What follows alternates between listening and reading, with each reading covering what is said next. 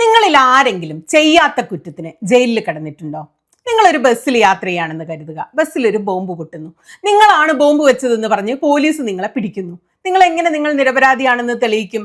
എത്ര വർഷം കൊണ്ട് നിങ്ങൾക്ക് തെളിയിക്കാൻ കഴിയും?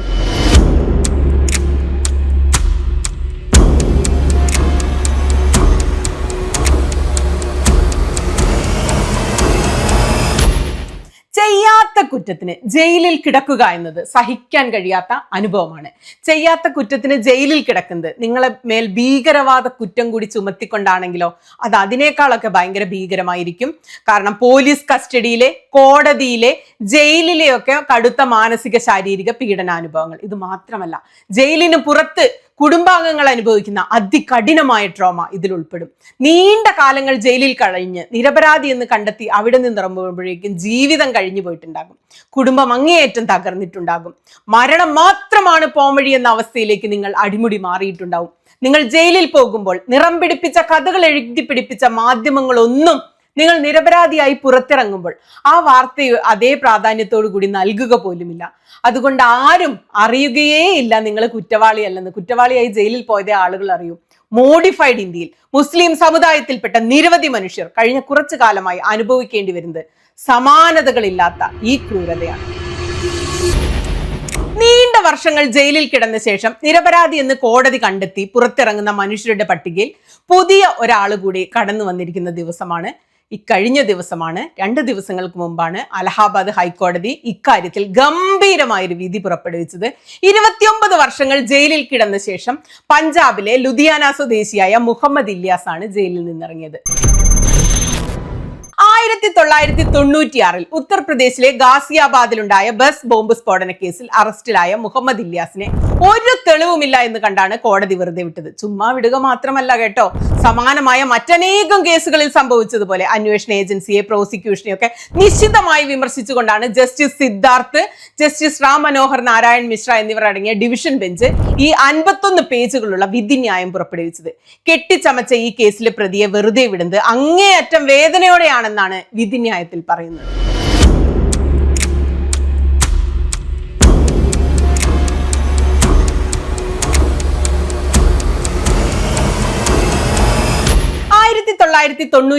ഏപ്രിൽ 27 അന്നാണ് ഇല്യാസ് അടക്കം 3 പേര് പിടിയിലായ കേസിന് ആസ്പദമായ സ്ഫോടനം നടക്കുന്നത്. ഉച്ചയ്ക്ക് 3:55 53 യാത്രക്കാർ കയറിയ റൂർക്കി ഡിപ്പോയിലെ ഒരു ബസ് ഡൽഹിയിൽ നിന്ന് പുറപ്പെടുന്നു.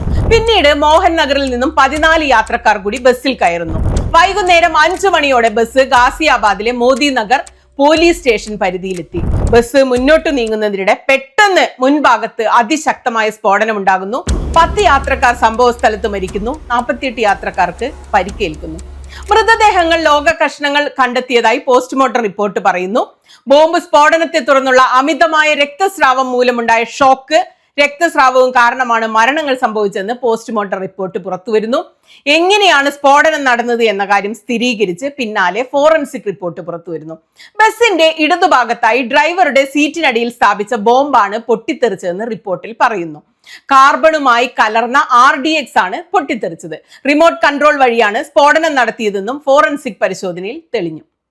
രാജ്യത്തെ ഞെട്ടിച്ച സ്ഫോടനത്തെ തുടർന്ന് നടത്തിയ പോലീസ് അന്വേഷണത്തിലാണ് മുഹമ്മദ് ഇല്യാസ് അടക്കം 3 പേർ അറസ്റ്റിലാകുന്നത്. പാകിസ്ഥാൻ പൗരനായ അബ്ദുൾ മദീൻ ആയിരുന്നു മുഖ്യപ്രതി. ഫർഹത്ത് ഉൽ അൻസാർ എന്ന ഭീകര സംഘടനയുടെ ജില്ലാ കമാൻഡറാണ് ഇയാളെന്നാണ് പോലീസ് കുറ്റപത്രത്തിൽ പറയുന്നത്. ഇല്യാസിന്റെയും തസ്ലീം എന്നയാളുടെയും സഹായത്തോടെ അബ്ദുള്ള മദീനാണ് ആക്രമണം നടത്തിയെന്ന് പ്രോസിക്യൂഷൻ കേസുണ്ടാക്കി.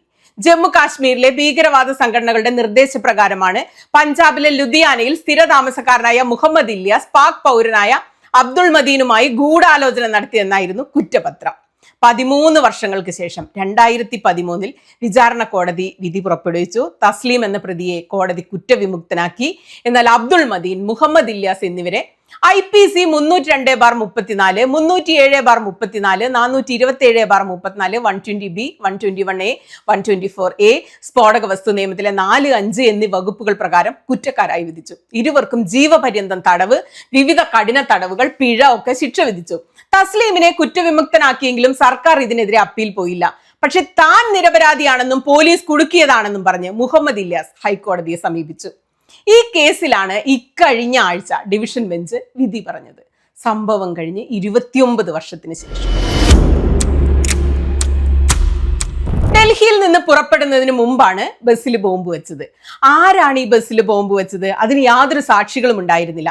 അതിനാൽ തന്നെ കുറ്റസമ്മത മൊഴികളാണ് പോലീസ് ഇതിന് ആധാരമായിട്ട് എടുത്തത്. ഹൈക്കോടതി പരിഗണിച്ച കേസിൽ ഇല്യാസിനെതിരെ പ്രോസിക്യൂഷൻ ഉയർത്തിയ പ്രധാനപ്പെട്ട തെളിവ് ഇത്തരമൊരു കുറ്റസമ്മത മൊഴിയായിരുന്നു.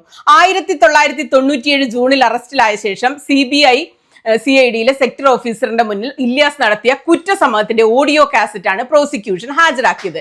തന്റെ പിതാവിന്റെയും സഹോദരന്റെയും സാന്നിധ്യത്തിലാണ് ബസ്സിൽ ബോംബ് വെച്ചതെന്ന് ഇല്യാസ് സമ്മതിക്കുന്നതായിരുന്നു ഓഡിയോ കാസറ്റ്. എന്നാൽ പോലീസ് ക്രൂരമായി പീഡിപ്പിച്ച ശേഷം തന്നെ കൊണ്ട് ഇങ്ങനെ പറയിപ്പിച്ച് റെക്കോർഡ് ചെയ്യുകയായിരുന്നുവെന്ന് ഇല്യാസ് കോടതിക്ക് മുമ്പാകെ പറഞ്ഞു. ഈ വാദത്തിന്റെ നിയമസാധുത പരിശോധിക്കുന്നതിനായി പരിക്കേറ്റ യാത്രക്കാർ, ദിക്സാക്ഷികൾ, ഇൻക്വസ്റ്റ് സാക്ഷികൾ, മെഡിക്കൽ സാക്ഷികൾ, ഒന്നിലധികം അന്വേഷണ ഉദ്യോഗസ്ഥർ എന്നിവരുൾപ്പെടെയുള്ള 34 പ്രോസിക്യൂഷൻ സാക്ഷികളെ കോടതി വിസ്തരിച്ചു. ഇല്യാസിന്റെ പങ്കിനെ കുറിച്ച് മറ്റു പല മൊഴികൾ ഒക്കെ പോലീസ് തെറ്റായി രേഖപ്പെടുത്തിയെന്ന് ഇവരിൽ പലരും കോടതിക്ക് മുന്നിൽ നേരിട്ട് വന്നിട്ട് മൊഴി നൽകി. പറയാത്ത കാര്യം പറഞ്ഞു എന്നത് മാത്രമായിരുന്നില്ല, അന്വേഷണ ഉദ്യോഗസ്ഥർ സമ്മർദ്ദം ചെലുത്തി മൊഴി നൽകിപ്പിച്ചു എന്നും സാക്ഷികൾ ഹൈക്കോടതിയോട് പറഞ്ഞു. തുടർന്നാണ് കോടതി ഇക്കാര്യത്തിൽ ഒരു നിലപാട് വ്യക്തമാക്കേണ്ട സാഹചര്യത്തിലെത്തിയത്. ബോംബ് പൊട്ടിത്തെറിച്ചു എന്ന കാര്യം സമ്മതിക്കുന്ന സാക്ഷികളൊന്നും ആരാണ് ബസ്സിൽ ബോംബ് വെച്ചതെന്ന് കണ്ടതായി പറയുന്നില്ലെന്ന് ഹൈക്കോടതിയുടെ ഡിവിഷൻ ബെഞ്ച് പറയുന്നു. ഇല്യാസ് കുറ്റസമ്മതം നടത്തുന്നത് കേട്ടതായി പോലീസ് പറഞ്ഞ സാക്ഷികൾ കൂറുമാറിയെന്നും ഇവർ ഇപ്പറയുന്ന കുറ്റസമ്മതം നിഷേധിക്കുകയോ പരസ്പര വിരുദ്ധമായ മൊഴികൾ നൽകുകയോ ചെയ്തതെന്നും ഡിവിഷൻ ബെഞ്ച് നിരീക്ഷിച്ചു. ഇല്യാസിന്റേതായി പറഞ്ഞ് കോടതിക്ക് മുന്നാകെ വന്ന കുറ്റസമ്മത പ്രസ്താവന തെളിവ് നിയമത്തിലെ സെക്ഷൻ 25 പ്രകാരം സ്വീകാര്യമല്ലെന്ന് കോടതി പറഞ്ഞു. ഒരു പോലീസ് ഉദ്യോഗസ്ഥനോട് നടത്തുന്ന കുറ്റസമ്മതം ഏതെങ്കിലും കുറ്റകൃത്യത്തിൽ കുറ്റാരോപിതനായ വ്യക്തിക്കെതിരെയുള്ള തെളിവായി കണക്കാക്കാനാകില്ല എന്ന് തെളിവ് നിയമത്തിലെ സെക്ഷൻ 25 പറയുന്നു. അതോടൊപ്പം മൊഴി രേഖപ്പെടുത്തിയതായി പറയുന്ന ടേപ്പ് റെക്കോർഡർ ഹാജരാക്കിയിട്ടില്ല എന്നും കോടതി കണ്ടെത്തി. ഇതിന് മറുപടിയായി ടാഡ നിയമത്തിലെ സെക്ഷൻ 15 പ്രോസിക്യൂഷൻ മുന്നോട്ട് വെച്ചത്. പോലീസ് സൂപ്രണ്ട് റാങ്കിൽ കുറയാത്ത ഒരു പോലീസ് ഉദ്യോഗസ്ഥന് മുന്നിൽ നൽകുന്ന കുറ്റസമ്മതം സ്വീകാര്യമാണെന്നാണ് ഈ സെക്ഷൻ വ്യക്തമാക്കുന്നത്. എന്നാൽ ഈ വാദം ടാഡ നിയമത്തിന്റെ ചരിത്രം പറഞ്ഞുകൊണ്ട് കോടതി തള്ളിക്കളഞ്ഞു. ടാഡ അഥവാ terrorist and disruptive activities prevention act നിലവിൽ വന്നത് 1987. നിരപരാധികളായ മനുഷ്യർക്കെതിരെ ഈ മാരക നിയമം ഉപയോഗിക്കപ്പെടുന്നുവെന്ന വിമർശനങ്ങളുടെ പശ്ചാത്തലത്തിൽ 1995 നിയമം പിൻവലിച്ച് പിറ്റേ വർഷം 96 ഏപ്രിലാണ് ബസ്സിൽ സ്ഫോടനം നടന്നത്. നിയമം നിലവിലില്ലാത്ത സമയത്ത് നടന്ന കേസിൽ എങ്ങനെയാണ് ഈ ടാഡ നിയമം ബാധകമാവുക എന്ന് കോടതി പച്ചയ്ക്ക് ചോദിച്ചു. അതിനാൽ 1872 ഇന്ത്യൻ തെളിവ് നിയമത്തിലെ സെക്ഷൻ 25 പ്രകാരം ഈ കേസിൽ മുതിർന്ന പോലീസ് ഉദ്യോഗസ്ഥൻ രേഖപ്പെടുത്തിയ കുറ്റസമ്മതമൊഴി സ്വീകാര്യമല്ല എന്നാണ് കോടതി വിധിയിൽ പറയുന്നത്. അതോടെ കുറ്റസമ്മതമൊഴി കോടതിയുടെ പരിഗണനയ്ക്ക് പുറത്തായി. പിന്നീട് കോടതിയുടെ മുന്നിൽ വന്നത് ഇല്യാസിന്റെ ജമ്മു കാശ്മീർ യാത്രകളുടെ വിശദാംശങ്ങൾ. അതോടൊപ്പം സലീം കാരി എന്നയാളുടെ പേരടങ്ങിയ ഇല്യാസിന്റെ ഡയറി പരിഗണനയിലെത്തി. കാശ്മീർ തീവ്രവാദ ഗ്രൂപ്പുകളുമായി ബന്ധമുള്ള ആളാണ് സലീം കാരി എന്നായിരുന്നു പ്രോസിക്യൂഷന്റെ വാദം. എന്നാൽ ഇത് രണ്ടും ബസ്സിൽ ബോംബ് വെച്ചതുമായിട്ട് ബന്ധമോ ഇല്യാസ് ആണിതെന്ന് തെളിയിക്കാൻ പര്യാപ്തമോ അല്ലെന്ന് കോടതി ചൂണ്ടിക്കാണിച്ചു. തുടർന്ന് ഇല്യാസ് കുറ്റകൃത്യം ചെയ്തെന്ന് തെളിയിക്കുന്ന ഒരു തെളിവുകളും നിലവിലില്ലെന്ന് കോടതി കണ്ടെത്തി. ഇതിന്റെ അടിസ്ഥാനത്തിൽ കുറ്റം തെളിയിക്കുന്നതിൽ പ്രോസിക്യൂഷൻ അതിദയനീയമായി പരാജയപ്പെട്ടതായി 2025 നവംബർ 10 കോടതി വിധിച്ചു. 2013 വിചാരണ കോടതി ഇല്യാസിന് മേൽ ചുമത്തിയ ശിക്ഷ റദ്ദാക്കുന്നതായി കോടതി വ്യക്തമാക്കി. മറ്റൊരു കേസിൽ ആവശ്യമില്ലെങ്കിൽ ഇല്യാസിനെ ഉടൻ വിട്ടയക്കണമെന്ന് കോടതി ഉത്തരവിട്ടു. അങ്ങനെ ഇല്യാസ് ഇപ്പോൾ ജയിലിൽ നിന്നും പുറത്തിറങ്ങിയിരിക്കുകയാണ്. 29 വർഷം ജയിലഴിക്കുള്ളിൽ ആകെ മാറി മറഞ്ഞ ജീവിതവുമായിട്ടാണ് ഇല്യാസ് ഇപ്പോൾ പുറം ലോകത്തേക്ക് വരുന്നത്.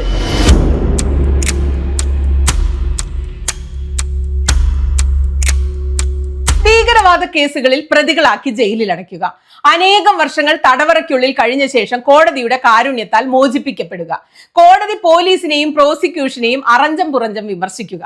ഇല്യാസിന്റെ അനുഭവം ഒറ്റപ്പെട്ടതല്ല. കഴിഞ്ഞ 10-15 വർഷത്തെ ഒരു ഹിസ്റ്ററി മാത്രം എടുത്താൽ സമാനമായ അനേകം കേസുകളാണ് നമ്മുടെ മുന്നിലുള്ളത്. അവയിൽ ചിലത് മാത്രം ഞാൻ നിങ്ങളെ ഒന്ന് ഓർമ്മിപ്പിക്കട്ടെ. 2006 മുംബൈ സ്ഫോടന കേസ് ഓർമ്മയില്ലേ? 189 പേരുടെ മരണത്തിനിടയാക്കിയ ട്രെയിൻ സ്ഫോടന കേസുകളിൽ ശിക്ഷിക്കപ്പെട്ട 12 മുസ്ലിങ്ങളെ 18 വർഷത്തെ ജയിൽവാസത്തിന് ശേഷം 2025 ബോംബെ ഹൈക്കോടതി കുറ്റവിമുക്തരാക്കിയത്. കേസ് അന്വേഷണത്തിൽ ആഴത്തിലുള്ള പിഴവുകൾ ഉള്ളതായി കോടതി കണ്ടെത്തി. പ്രോസിക്യൂഷൻ സമർപ്പിച്ച പ്രധാന തെളിവുകളെല്ലാം തള്ളിക്കളഞ്ഞുകൊണ്ടാണ് കോടതി ഈ ഉത്തരവ് പുറപ്പെടുവിച്ചത്. 2002 ഗുജറാത്തിൽ നടന്ന അക്ഷർധാം ക്ഷേത്ര ആക്രമണ കേസിൽ സമാനമായിരുന്നു സംഭവം. 6 മുസ്ലിങ്ങളായിരുന്നു ഇതിലെ പ്രതികൾ. 3 പേർക്ക് കോടതി വധശിക്ഷ തന്നെ വിധിച്ചു. സുപ്രീം കോടതി 2014 എല്ലാവരെയും കുറ്റവിമുക്തരാക്കുകയുണ്ടായി. പക്ഷെ 11 വർഷമാണ് നിരപരാധികളായവർക്ക് ജയിലിൽ കിടക്കേണ്ടി വന്നത്. പോലീസ് തെളിവുകൾ കെട്ടിച്ചമച്ചതായി രൂക്ഷ വിമർശനം ഉയർത്തി തന്നെയാണ് കോടതി പ്രതികളെ വെറുതെ വിട്ടത്. 2001 സൂറത്ത് സിമി കേസിൽ നിരോധിത ഒത്തുചേരലിന്റെ പേരിൽ UAPA പ്രകാരം തടവിലാക്കിയത് 127 മുസ്ലിങ്ങളെയാണ്. ഇവരിൽ കൂടുതൽ വിദ്യാർത്ഥികളായിരുന്നു. 19 വർഷം എടുത്തു അവർക്ക് നീതി കിട്ടാൻ. 2021 കോടതി എല്ലാവരെയും കുറ്റവിമുക്തരാക്കി. വിചാരണയ്ക്കിടെ കുറഞ്ഞത് 5 പേരെങ്കിലും കസ്റ്റഡിയിൽ വെച്ച് മരിച്ചുപോയി. അവർക്കൊക്കെ എന്ത് നീതിയാണ് കിട്ടിയിട്ടുണ്ടാവുക? 2007 മക്ക മസ്ജിദ് സ്ഫോടന കേസിൽ ഭീകരവാദ കുറ്റങ്ങൾ ചുമത്തി നിരവധി മുസ്ലിം ചെറുപ്പക്കാരെ അറസ്റ്റ് ചെയ്ത് ജയിലിൽ അടച്ചു. ഒരു ദശാബ്ദ കാലത്തോളം നീണ്ട ജയിൽവാസത്തിന് ശേഷം ഇവരെ കാര്യമായ യാതൊരു തെളിവുകളും കണ്ടെത്താനാകാതെ കോടതി കുറ്റവിമുക്തരാക്കി. മാലേഗാവ് സ്ഫോടനങ്ങളുടെ കഥ നിങ്ങൾക്ക് ഓർമ്മയുണ്ടാവും. അത് കുറച്ച് വ്യത്യാസമുണ്ട്. സംഭവം നടന്ന ഉടനെ ഭീകരവാദ കുറ്റം ചുമത്തി 9 മുസ്ലിം ചെറുപ്പക്കാരെ ജയിലിൽ അടച്ചു. എന്നാൽ പിന്നീട് ഹിന്ദുത്വ ഭീകരരാണ് പ്രതികളെന്ന് ATS കണ്ടെത്തി. അങ്ങനെ 2016-18 കാലയളവിൽ ആദ്യം പിടികൂടിയ എല്ലാവരെയും കോടതി കുറ്റവിമുക്തരാക്കി. പോലീസിനെ അതിരൂക്ഷമായി വിമർശിച്ചുകൊണ്ടാണ് അന്നും കോടതി മോചിപ്പിച്ചത്. ഞാൻ ആദ്യം പറഞ്ഞ ഇല്യാസിന്റെ കേസിലേതുപോലെ വിശ്വസനീയമല്ലാത്ത കുറ്റസമ്മത മൊഴികളുടെ പേരിലാണ് പോലീസ് അന്ന് കോടതിയുടെ രൂക്ഷ വിമർശനം ഏറ്റുവാങ്ങിയത്. 2005 അൽ ബദർ ബന്ധങ്ങൾ ആരോപിച്ച് അറസ്റ്റിലായ ദില്ലി സ്വദേശികളായ ഇർഷാദ് അലിയും മൗറിഷ് ഗമറും 11 വർഷം ജയിലിൽ കിടന്നു. ഒടുവിൽ 2017 കോടതി ഇവരെ വിട്ടു. ഒന്നിലധികം ഭീകര കേസുകളിൽ 16 വർഷം തടവ് അനുഭവിച്ച ഗുൽസാർ അഹമ്മദ് വാനിയെ നിരപരാധി എന്ന് കണ്ടെത്തിയതിനെ തുടർന്ന് കോടതി വെറുതെ വിട്ടത് 2017. ഭീകരവാദ കുറ്റം ചുമത്തി ജയിലിലിട്ട സയ്യിദ് വാസിഫ് ഹൈദൾ 8 വർഷം ജയിൽ ശിക്ഷ അനുഭവിച്ച ശേഷം 2009 ജയിലിൽ നിന്നിറങ്ങിയത്. അന്നും പോലീസിനെ കോടതി രൂക്ഷമായി വിമർശിച്ചു. 1998 ഭീകരവാദ കേസുകളിൽ അറസ്റ്റിലാകുമ്പോൾ മുഹമ്മദ് ആമിർ ഖാന് കൗമാരപ്രായം. 2002 ഒരു തെളിവുമില്ലെന്ന് കണ്ട് കോടതി മോചിപ്പിക്കുമ്പോൾ 14 വർഷമാണ് കഴിഞ്ഞത്. ഈ കേസുകളിലെല്ലാം നമുക്ക് കാണാനാകുന്ന സമാനതകളുണ്ട്. ഭീകരവാദ കേസുകൾ, നീണ്ടവാടത്തെ തടവ്, ദുർബലമായതോ കെട്ടിച്ചമച്ചതോ ആയ തെളിവുകൾ, മേൽക്കോടതി ഇടപെട്ടുള്ള ശിക്ഷ റദ്ദാക്കൽ, അന്വേഷണ ഏജൻസികൾക്കെതിരായ ജുഡീഷ്യൽ വിമർശനം, അനേകം കാരണങ്ങൾ. ഇവയൊക്കെ രാജ്യം ചർച്ച ചെയ്ത പ്രധാനപ്പെട്ട സംഭവങ്ങളാണ് അല്ലെ. വാർത്തകളിൽ വരാത്ത അനേകം കേസുകളിൽ പ്രതികളാക്കപ്പെട്ട അനേകം മുസ്ലിം ചെറുപ്പക്കാർ ഇപ്പോഴും ജയിലഴിക്കുള്ളിൽ കഴിയുന്നുണ്ട്. നമുക്ക് ആ കഥ പോലും അറിയില്ല. അവരിൽ പലർക്കും നിയമസഹായമോ സാമ്പത്തിക സഹായമോ പിന്തുണയോ കിട്ടുന്നില്ല എന്നതാണ് വാസ്തവം. കോടതികളിൽ അപ്പീൽ പോകാൻ കഴിയാതെ ജയിലഴിക്കുള്ളിൽ ജീവിതം തീർന്നു എന്ന ബോധ്യത്തിൽ ജീവിക്കുന്ന ഇത്തരം അനേകം മനുഷ്യരുടെ കൂടി കഥകൾ നാം അറിയേണ്ടതുണ്ട്. എന്നാൽ നിലവിലെ സാഹചര്യത്തിൽ അതിന് ഒരു വകുപ്പുമില്ല. നമ്മുടെ മാധ്യമങ്ങൾക്ക് ഈ മനുഷ്യരുടെ ജീവിതത്തിൽ യാതൊരു താല്പര്യവുമില്ല. ഭീകരവാദ കേസുകളിൽ അറസ്റ്റും ജയിൽ ശിക്ഷയും സംഭവിക്കുമ്പോൾ ദിവസങ്ങളോളം ചർച്ച ചെയ്യുന്ന മാധ്യമങ്ങൾ പ്രതികൾ എന്ന് പറഞ്ഞ് ജയിലിലിട്ട മനുഷ്യരെ കോടതി മോചിപ്പിക്കുമ്പോൾ എത്ര പ്രാധാന്യമാണ് ആ വാർത്തകൾക്ക് നൽകാറുള്ളതെന്ന് നിങ്ങൾ ശ്രദ്ധിച്ചിട്ടുണ്ടാവും. അത് നോക്കിയാൽ മാത്രം മതി ഇക്കാര്യം മനസ്സിലാവാൻ. ഞാൻ ആദ്യം ചോദിച്ച ആ ചോദ്യം ഒന്നുകൂടെ ആവർത്തിക്കട്ടെ. നിങ്ങൾ ആരെങ്കിലും ചെയ്യാത്ത കുറ്റത്തിന് ഒരു ദിവസമെങ്കിലും ജയിലിൽ കിടന്നിട്ടുണ്ടോ? അപ്പൊ നിങ്ങൾക്ക് എന്താണ് തോന്നിയത്?